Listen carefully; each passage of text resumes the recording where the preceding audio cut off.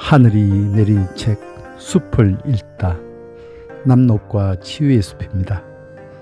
산불이나 산사태 등으로 숲이 무너지고 땅 위에 낙엽이나 풀, 마른 가지 등도 사라져 버린 뒤 파괴되고 척박해진 땅을 찾아 어느 나무나 풀보다도 먼저 씨앗을 내리고 싹을 올리는 나무, 구호의 선구자이며 헌신적이고도 숭고한 나무.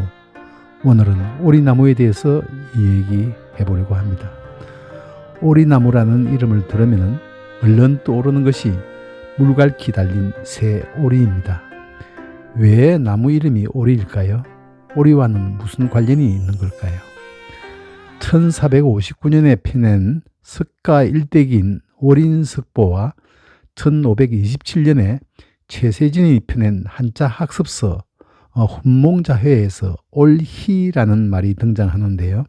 이게 오리를 뜻한다지요. 조선 후기 시조작가 김천택이 1728년에 엮어낸 고시조집 정구의 영언에서 오리남기란 표현이 나오는데요. 우리나라 문헌에서 최초로 등장하는 오리나무의 예라고 합니다. 오리란 바로 올희에서 변천된 말이고 남기는 나무로 다시 나무로 변했다는군요. 즉 오리나무는 오리라는 새의 이름에서 유래한 명칭입니다. 오리나무가 습지를 좋아하는 나무이고 이런 곳은 야생오리에게도 좋은 서식지가 되며 여기에 흔히 자라는 나무라서 오리나무라고 부르게 된 게 아닐까 짐작해 봅니다.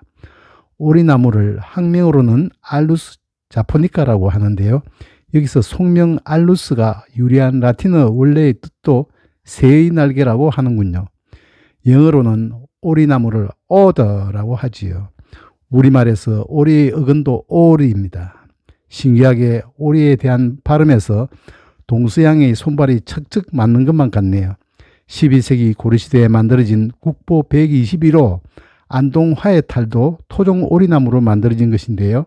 탈이란 가면, 즉 가짜 얼굴을 뜻하니 탈나무란 진짜를 감추는 얼굴나무가 되겠지요. 이것은 우리 내면에 감추어진 진짜인 마음, 즉 우리의 중심이 되는 정신인 을을 투사한 게 아닐까요? 우리 선조들이 오리나무의 탈을 진정한 을을 표현하는 도구로 사용했던 것으로 추측해 봅니다. 그러므로 오리나무는 우리 민족의 오랜 생활과도 기나긴 세월 동안 밀접하게 연관되어 온 나무라는 생각이 듭니다. 어쩌면 우리나라 식물명 중에서 가장 오래된 나무 이름 중의 하나가 오리나무일 수도 있겠습니다. 1900년도 생겨난 우리 노래 나무 타령에서 심리절반 오리나무란 구절이 나옵니다. 이를 두고 이전에는 거리 가늠을 위해서 오리마다 이정목으로 심은 나무를 오리목이라고 하였고 이 나무가 오리나무로 불리게 됐다는 그럴듯한 설명도 있습니다만은 오리목이란 한자 표기는 1921년에야 나타났다고 합니다. 원래 우리 선조들이 부르던 오리나무의 이름을 그냥 한자어로 오리목이라고 단순 표기한 것일 뿐이겠죠. 오리나무는 우리나라 거의 전역에서 발견됩니다. 우리나라에는 대략 1만 년 전쯤에 오리나무류의 꽃가루가 서해안 쪽으로 출몰해서 한반도의 남서쪽 그리고 북동으로는 태백산맥 방향으로 퍼져나갔다고 추정합니다. 우리나라 최초로 천연기념물로 지정된 오리나무는 경기도 포천시 관인면 초가리에 있으며 나이가 230세, 높이가 21m, 둘레가 3.4m라고 합니다. 자작나무과인 오리나무 속에는 오리나무를 비롯 우리나라에서는 10여 종이 알려져 있습니다. 황폐한 땅을 비옥하게 하므로 메마른 땅에 심는 대표적인 나무의 하나가 오리나무 종류인데요. 우리나라에는 주로 단기 사방 조림 사업의 목적으로 1900년대 일본 등지에서 오리나무와 4촌쯤 되는 물오리나무를 그 종자나 묘목 등을 들여와서 식재되었는데 이들 개체로부터 번식된 나무가 중부 지역의 산지에서 흔히 보입니다. 남부지방에서는 사방오리나무가 많이 심어졌다고 합니다. 두메오리나무는 울릉도나 강원도 이북의 깊은 산에서 볼 수 있답니다. 나무 껍질, 열매 등이 민간이나 한방에서 간질환, 해열, 지혈, 지사, 숙취해동에 사용되었다는데 토종인 두메오리나무가 선호되었다지요. 서울 헌인농이나 선정릉에서도 오리나무를 볼 수가 있는데요. 왕릉 등의 오리나무 종류가 심어진 것은 습지에 강하고 뿌리가 많이 뻗어나므로 빗물로 인한 산사태나 토양 유실을 방지함에도 적합한 나무였기 때문이라고 합니다. 오리나무는 나무 껍질이 회갈색인데 세로 방향으로 불규칙하게 갈라지고 상처를 내면은 핏빛으로 변하므로 피나무라고도 불리기도 했답니다. 열매나 나무를 염료로 사용하기도 했기에 물감나무라고도 했다지요.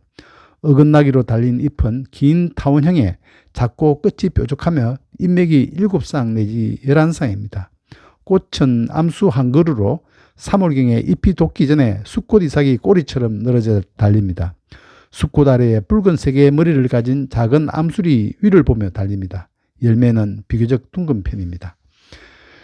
물오리나무는 수피가 매끈하고 가로로 긴 피목이 있고 잎도 넓고 크며 잎맥이 6 내지 8쌍, 열매는 길고 뾰족합니다. 사방오리나무는 나무 껍질이 평활하고 잎맥이 13쌍 내지 17쌍이며 열매는 물오리나무보다도 2배나 크답니다. 인위적이건 혹은 자연재해로 인한 파괴이건 간에 붕괴된 숲에 가장 먼저 발을 들여놓는 나무 중 하나가 오리나무 종류인데요. 그래서 이 나무들을 천이 초기 식물이라고 합니다. 우세한 발육으로 최초로 군집을 이루는 천이 초기 식물이 된 데는 다 그럴 만한 이유가 있습니다. 물오리나무 연구에서 보면은 이 나무는 어릴 때는 햇빛을 더 많이 필요로 하고 건조한 곳이나 추운 날씨도 잘 견딥니다. 또 뿌리에는 대기 중의 질소를 직접 양분으로 이용하게 해주는 소위 근유균이 공생하며 나무 스스로 땅속에서 양분을 만들 수 있게끔 되므로 척박한 토양에서도 잘 자라게 되고 또 토양 자체를 비옥하기도 만듭니다. 그래서 비료목이라고도 하지요. 한편으로 다른 활엽수는 낙엽이 질 때 나무가 잎으로부터 70 내지 80%의 질소를 회수해 가지만은 오리나무 종류의 질소 회수율은 30 내지 40%에 불과하다고 합니다. 그러니 오리나무류 밑의 낙엽이 가장 먼저 사라진다고 하며 그만큼 땅이 더욱 비옥해지는 것이겠지요. 그뿐만 아니라 오리나무류는 천이 초기에 영양이 풍부한 잎을 곤충들에게 제공하므로 다양한 생태계 순환에도 도움을 준답니다. 작은 솔방울처럼 생긴 오리나무 열매에는 얇고 연약한 날개를 가진 씨앗으로 차 있습니다. 이 날개가 씨앗을 싣고서 척박한 땅으로 날아갑니다.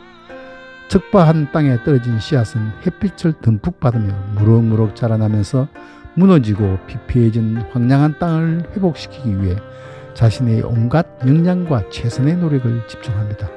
그리고 즐겁고 기꺼이 피해지 복구를 마무리하고 나면은 미련 없이 다른 나무들에게 자리를 양보하고서 새로운 씨앗을 내어 또 다른 파괴된 목적지를 향해 길을 떠납니다.